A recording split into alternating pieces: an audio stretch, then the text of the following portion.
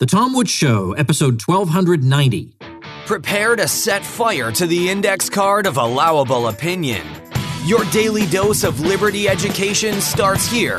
The Tom Woods Show. Folks, you'll never guess I have yet another free ebook out. If you're like me, you stand up and cheer when professors resist the PC culture in universities. Well, I got a bunch of great stories for you in my new book, Think for Yourself, Professors Who Resisted the Mob Tell Their Stories. Grab your copy at againstthemob.com.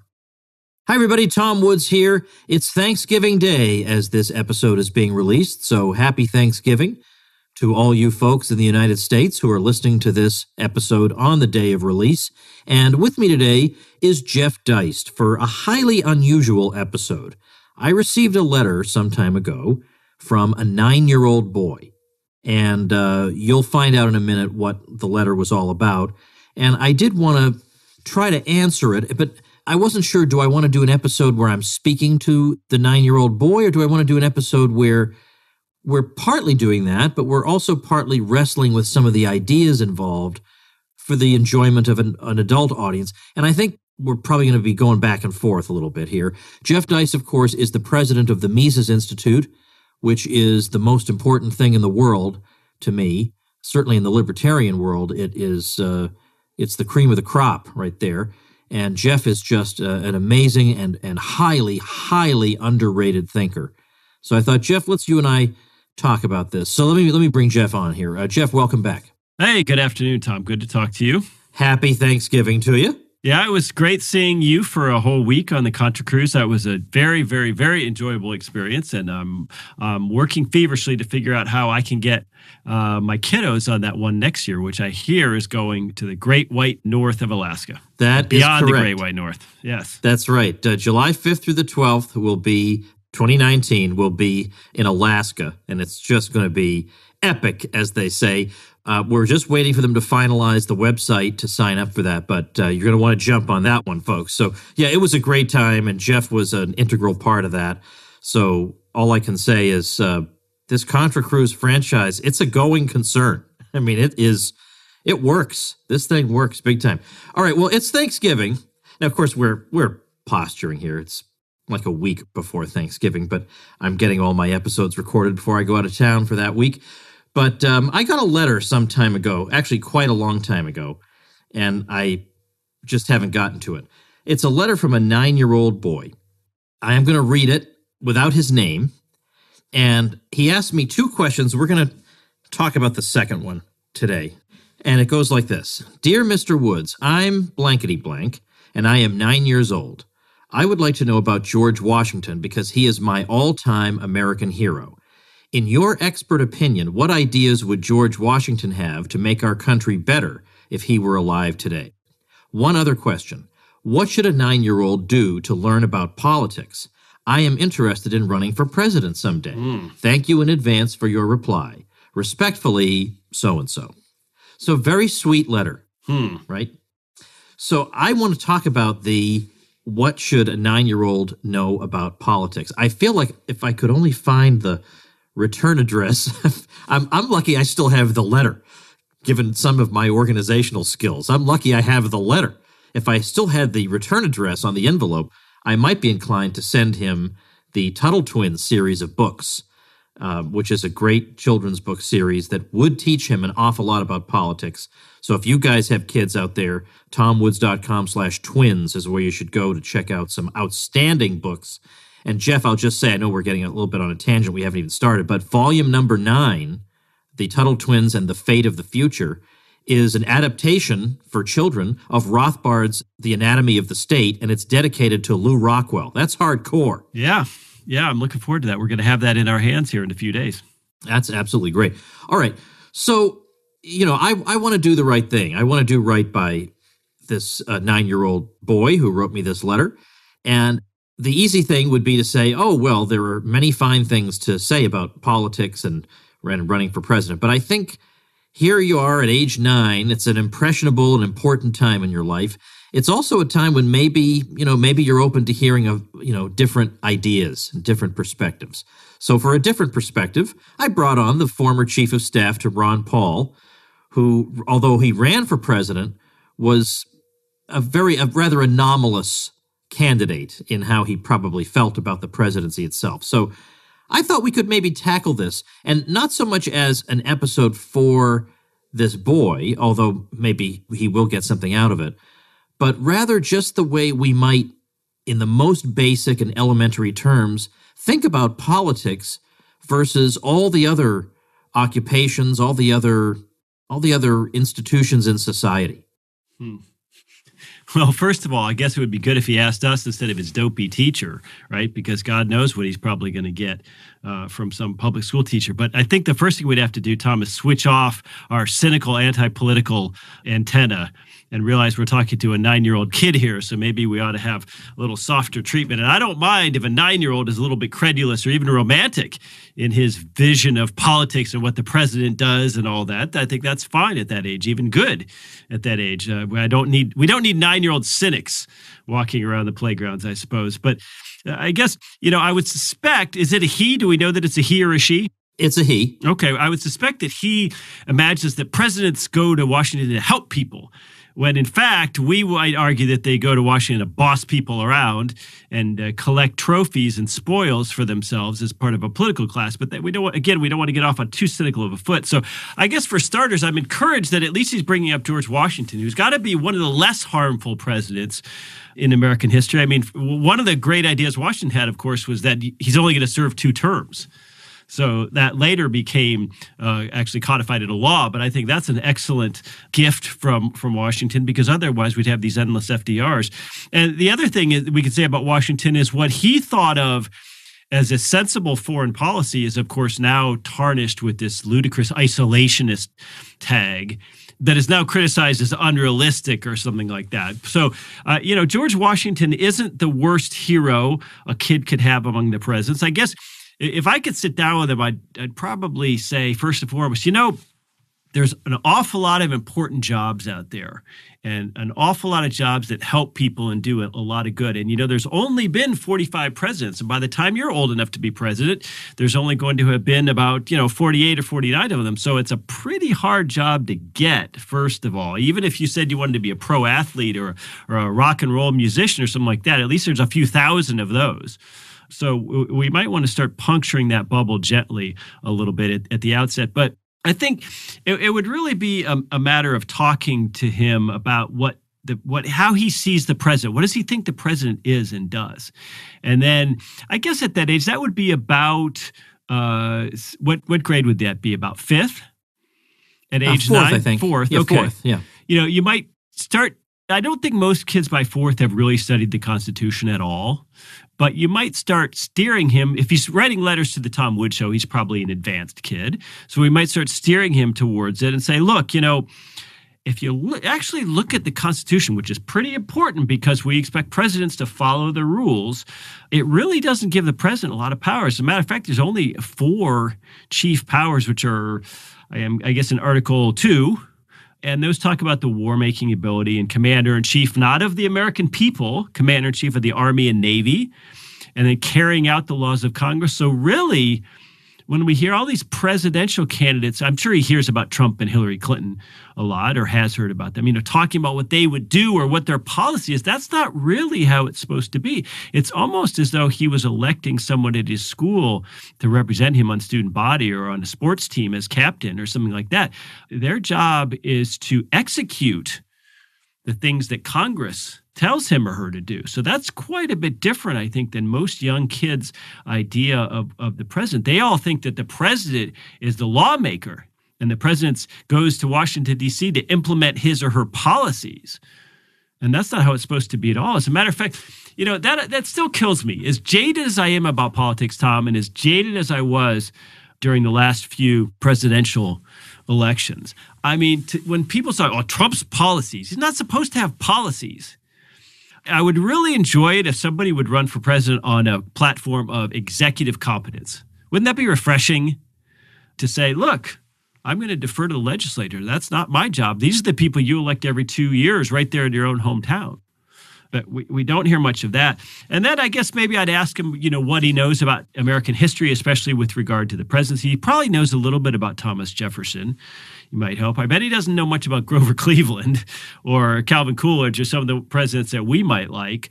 But I guess, I'd love to have this kid in front of us for just an hour, take him out to lunch and see what he thinks. How did he come to write to you, I guess is my question. I honestly don't know. I don't know. Now, it could be my memory is just not what it used to be. There may have been something from his dad in there, but I don't recall anything else in the envelope. Mm-hmm. So it could be that, well, I hear a lot of stories, Jeff, of parents who listen to the Tom Woods Show in their cars, and then the kids recognize my voice. And so if I'm on YouTube or something, they'll say, hey, it's Tom Woods, that sort of thing. So it could be that kind of thing. The kid kind of has to endure the Tom Woods Show, and then he thinks, well, on second thought, this guy is a historian after all, and I do have a question, so maybe he's the person for me to write to. So maybe that's how it came about. Well, I want to say a little something about Washington myself before we go on. And I guess it would be that a couple of the things that we know and respect Washington for the most are really things he did not do. And your point about serving only 2 terms is half of what I'm saying, that he did not continue to serve perpetually over and over and over and over, even though he had great support and he probably could have done so. He decided that 2 terms was enough. He wanted to set an example for people who followed him that you should relinquish power after a while. So that's one of the cases of that. The other case of that, of course, is after the war with the British, after the Americans are victorious, he resigns his commission and goes home. This is not the way history usually runs. Normally, he becomes some kind of a dictator or something after that, and he just runs the place. But instead, he resigned his commission. And so we have, it's adapted, the quotation, but the popular version of the famous quotation by King George III about George Washington, when he heard that Washington was simply going to resign his commission and go home rather than take the power he had and seize authority over the country, King George III said, and as again, it's adapted, but it was something like, he truly is the greatest man in the world. And so that's what made him great. It wasn't that he enacted all these different plans and did this and that. It was that he didn't, is what he didn't do. It was that he did have some sense of what a military leader in a republic ought to do, which is not seize power. That's one thing. Then the other thing I would point out is one of the things he's best remembered for is the farewell address, which was not actually delivered as a speech. It was written out. But all the same, the farewell address has a pretty good section in it about how the United States should deal with other countries. And in there, he says, we really should mind our own business. We're lucky that we're over here, and we don't have to get involved in all the wars of Europe. We're lucky we don't have to be dragged into them, so why would we choose to put ourselves into them? One of the blessings we have is that we're free of that. And that's the kind of mentality that I think it would be nice to have our presidents today recall. It's interesting how we sleep on how important those 2 vast oceans on either side of us have been to American history. But yeah, the Washington thing, I hope his dad's not out there tweeting about absurdly precocious things his kid says or questions. This is the new trend where we see tweets about, today my 9-year-old said, something about Trump or whatever. And of course, I don't do that. It's always something that the parent obviously made up and inserted in the kid's, voice or something. But, if I could get him a couple years later when he's gotten deeper into American history, what I fear is that he's going to be told that along with Washington, the great presidents, the Troika, are generally taught as, of course, Lincoln and FDR. And, when we're looking at George Washington and what you just said about him, we can say, look, this was a great man. He was a great man who became president. Lots of not so great men have become president, and merely becoming president does not bestow greatness upon you in and of itself. I don't think too many of us would say that Richard Nixon was personally a great man or that LBJ was. There are some who I think have been great, or maybe not in the sense of being good or just or moral, but they've been great in their achievements. You might even say that about Ulysses S. Grant. But, greatness and goodness are 2 different things. And so I'd say, well, why do you think that your history teachers and your history books are so interested in Lincoln and FDR? Well, I guess first and foremost is because they become sort of iconic wartime presidents. It's all about war. And the idea that presidents become great or elevated to greatness in history books as a result of getting the United States through wars, I think is a very harmful and noxious idea. And of course, what happens then is history, the flip side of that is that history treats the non-activist presidents as footnotes, when in fact, maybe they are the great success stories that we ought to be applauding and reading about. So, I would just try to get as much into his head before he goes into junior high and sort of with the goal of having him not passively accept this barrage of history that he's going to get that's been rewritten, or at least written by the victors, because there's a lot we could say about Lincoln and FDR, but, humility was not the strong point of either.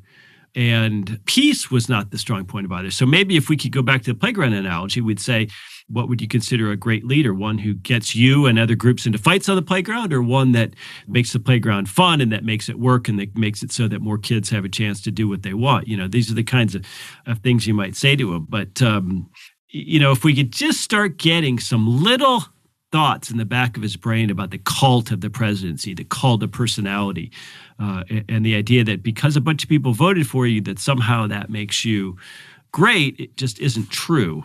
So I hope I wouldn't be too jaded with him, and then I'd give him a chance to express what he really thinks, and maybe see if there's a kernel in there of self-awareness or doubt about this whole process. And of course, what you need to do to become president is well, it's pretty rough, because you would have to, if you were to just come out and be truly honest with the American public, you would have no chance whatsoever of being elected.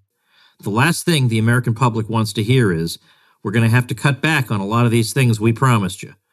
Or, maybe the reason that our country gets attacked here and there is not because we're just awesome and just standing there minding our own business, but maybe some of the things that our government does provokes responses from other countries, and maybe that's what's happening. I mean, you can't forget that, right?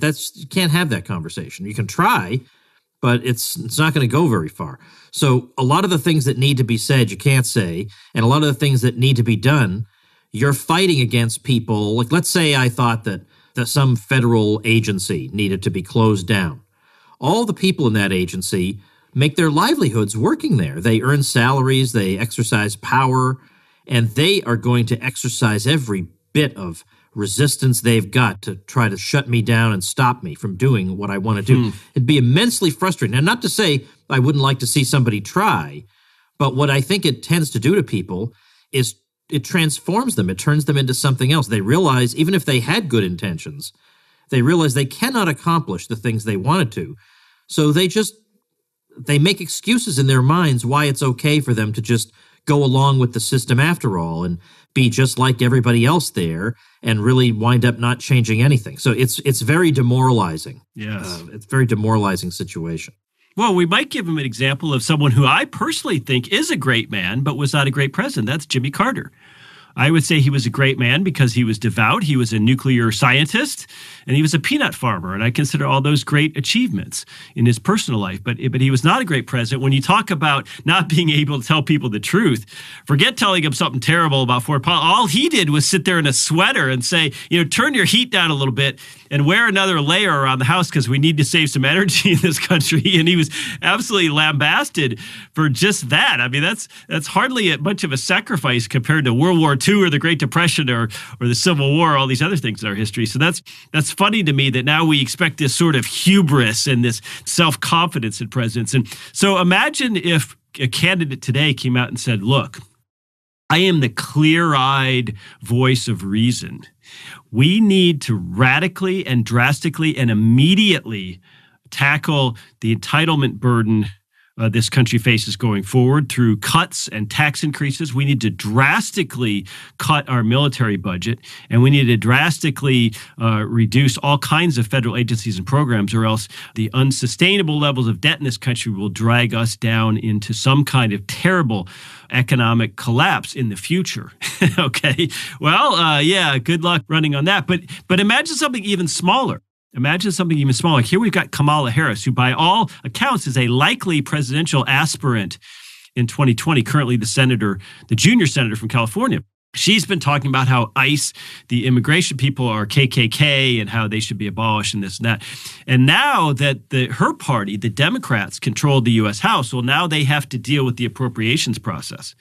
And let me tell you something. I'll take a $100 bet from any of your listeners. Not a penny of ICE funding will be cut during the Democratic run appropriations bills. As a matter of fact, I would wager that ICE funding will be increased, and for a very simple reason, that ICE employees are members of the AFGE, which is one of the biggest federal employee unions, which is very favorable and friendly to Democrats.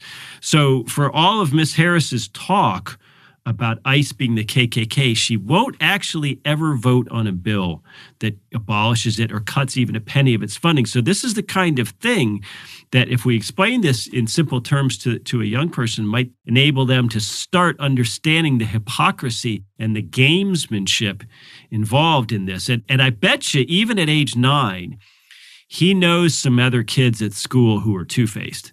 I bet you he knows some kids who kiss up to the teachers or who say one thing to your face but another thing when you're not around, pretend to be your friend, all this sort of stuff. So even a 9-year-old has a sense of double dealing. And, you know, when it comes to actually winning the presidency or running on a platform that's coherent, look back at Ross Perot, all those charts and graphs he had that showed the unsustainable levels of federal debt. Well, that was true. And, of course, he didn't win. Look at Ron Paul. When he told an audience of Republican primary voters, which obviously presumably anyway, contains a fair amount of self-styled Christian conservatives, that we ought to follow the golden rule in foreign affairs, he was roundly booed for this. And I think in the South, I think that was in one of the South Carolina debates, if memory serves. But one of my favorite memories about Ron running for president that just shows the difference between someone telling the truth and actually running on kind of a winning platform was a story I think I told on the Contra Cruise. Was that one night I was over at Ron's condominium in Northern Virginia before a big CNN debate, which is hosted by Wolf Blitzer and which was held on CNN there at the DAR Hall, the Daughters of the American Revolution Hall in Washington. And the debate's just an hour or two away. We're starting to get worried about traffic. We got to get into town to make sure we're on time. And Ron is in his kitchen and he's heating up some soup in the microwave. I mean, he's just utterly unconcerned with any sort of, debate preparation because he knows what he's going to say. Meanwhile, imagine probably 2 days before this debate, I'm willing to bet that Mitt Romney's entourage arrived in a whole floor full of hotel suites at some beautiful hotel in Washington, D.C. And they spent those 2 days, peppering him with questions. And they probably had somebody impersonating Wolf Blitzer and trying out different phrases for how they resonate with the public, and probably making sure his hair and his eyebrows and his suit and tie were perfectly coiffed. And I mean, it's a show. Mitt Romney has to go out there and perform like an actor in the show. And the only thing that's a little different with a debate is that the script isn't given to you. But here's Ron being Ron, and some people would criticize him for that he should have, been more of a hardcore debater. But the point is that, Ron could go talk to a group of prison inmates. He could go talk to a group of Jewish rabbis, a group of conservative college kids at BYU, a group of liberal college kids at Berkeley, or his U.S. House colleagues or his family or anybody else, and give the exact same message.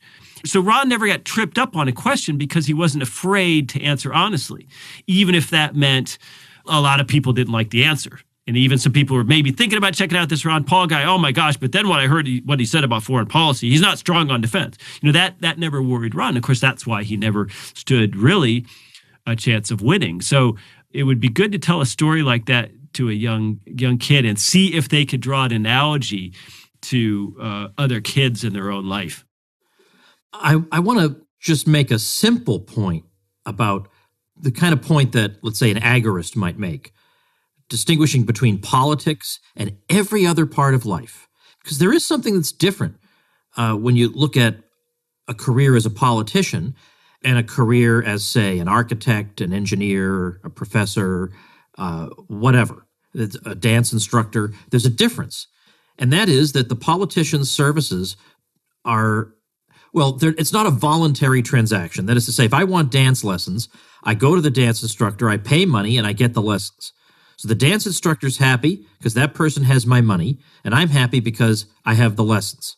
And so we're both happy with each other. I mean, notice that when you go to the store and you give money and you get something you're buying, the clerk says thank you and you say thank you. You both say thank you. That's kind of weird. Normally somebody gives you something, you say thank you, the other person says you're welcome. But you both say thank you in these transactions in the store, and that's because you're making both people better off. One side wants the money more, and the other side wants the product more, the toy or the book or whatever. And so you're both better off. But when Mr. Politician comes along and he says, I'm going to help such and such group, whoever it is, the farmers, the whatevers, what doesn't matter, the college professors, the scientists, whatever it is, I'm going to help these people. But the only way he can help those people is by going and taking stuff from other people. So there's no double-sided thank you here. One side says thank you, and the other side says, in effect, says, hey, you just took my stuff. So there's something screwy about that kind of profession, that the so-called good that you're doing has to come from doing evil to others. Whereas when you are in the marketplace, as long as you're being honest, you're doing good and you're having good done to you, and this yields us peace in society. Whereas in politics, because whether it's the president or some other politician, they're always grasping at other people's stuff so they can give it in effect to their friends, people they think will vote for them. And that's not, I think, a recipe for peace in society. So that's why I wouldn't encourage it as a profession, because I don't think that kind of behavior is something we should admire. Well, even a 9-year-old has a glimmer of getting out from under their parents' tutelage someday. Every 9-year-old knows what it's like to be told, well, because I told you to do that, or because I'm your parent. And that's not a very good answer to their question of why they have to do something they don't want to do. Well, government, and unfortunately government today, it really does mean, in most cases, the federal government. And the federal government today really does, in most cases, mean the president and the cabinet.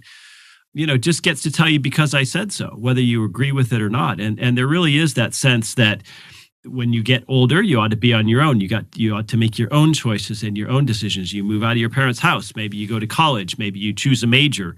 Maybe you choose a spouse someday. Maybe you decide to move someplace. All these choices, at least for me when I was 9, and man, do I hope it still is this way for kids, because it's depressing if it's not. But when I was 9, that was exciting to me. The idea that someday I would no longer be under the thumb of my parents. God bless them, they were fine parents, and I would be on my own. That seemed cool. I think we've lost that. The idea that being a grown-up and sitting with grown-ups and talking with grown-ups and while they read the paper, something was cool, and the grown-ups didn't sort of cater to kids as much. Well, that's a process of becoming an adult, and I think government, in many ways, like some modern parents anyway, infantilizes us. It treats us like children, and it takes away our choices, and it puts way, way, way, way too much arbitrary power in the hands of one person.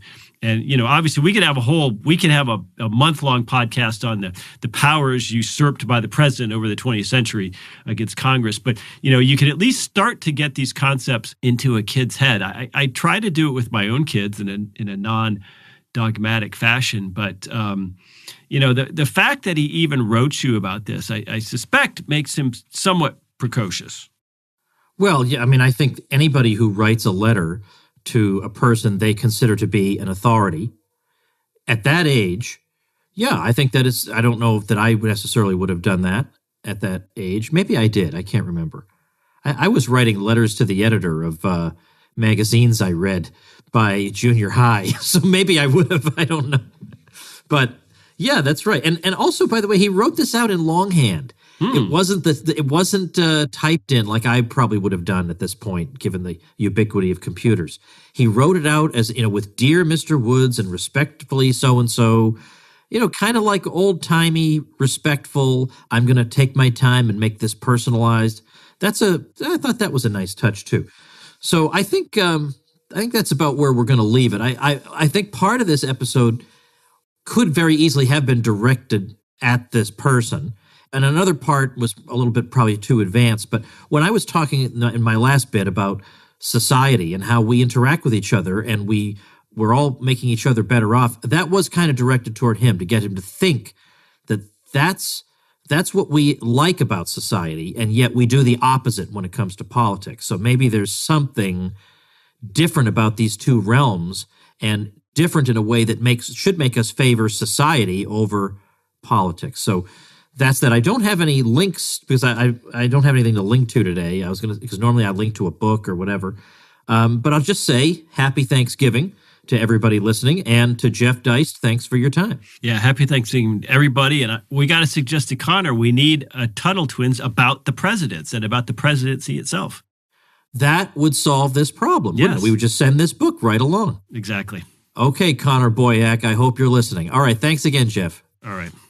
All right, folks, remember, tomorrow's Black Friday, so you get the best deal of the year on the master membership over at libertyclassroom.com, where you learn the history and economics they didn't teach you in courses taught by me and by other frequent guests of the Tom Woods Show, all of whom have terminal degrees and who know more and are more honest than a lot of the professors we had when we were studying. So you can get all this stuff while you're driving around. It's my dashboard university, and it's on demand. You can consume the material at 3 o'clock in the morning if you want, whatever you want to do, but it is my flagship product, and it is a major, major crazy deal we're having on Black Friday. So check that out at libertyclassroom.com, and I'll see you tomorrow.